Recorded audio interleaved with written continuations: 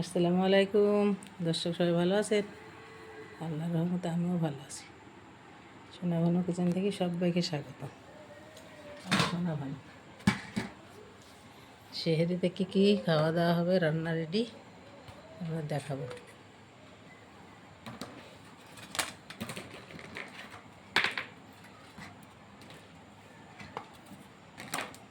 এটা মাংস ভুনা,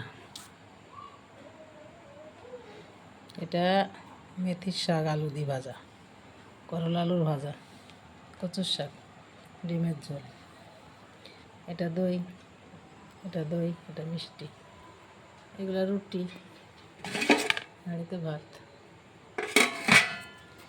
রুটি সবই খাই ভোরবেলায় আমরা, তাই সব রকম সমস্ত রান্না রেডি। আমরা সেহরি খেয়ে নেব। আজ মাংসটা ভুনা করেছি, মেথির শাক আর আলুর ভাজা, তার সাথে টমেটো চাটনি আছে, ডিমের ঝোল আছে, কচুর শাক আছে, করলা আলুর ভাজা আছে। লোক আমরা 3 জন, ফুরাবে না, তাই আমি রুটি খাই, আর বৌমা শ্বশুর ভাত খাই, তাই ভাত রুটি সবই হয়েছে। রোজা তো প্রায় অর্ধেক পার হয়ে গেল। রোজা ভালোভাবে কাটছে তো দর্শক, আমার তো খুব ভালো লাগছে। রোজায় খুব সুন্দরভাবে রোজা কাটছে, রোজাগুলো খুব ভালো। শীতও পড়ছে, গরমও পড়ছে, কোনো কিছু মনে হচ্ছে না। এখন কাজও কম, ছেলেদের কাজ বাড়বে, কম টম কাটাকাটি লেগে যাবে। তো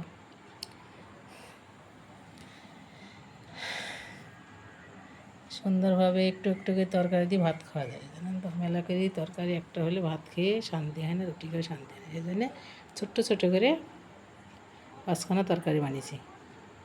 তার সাথে দই মিষ্টি আছে, যে দই খাবে সে খাবে, দইয়ের সঙ্গে আমরা মিষ্টিও খাই।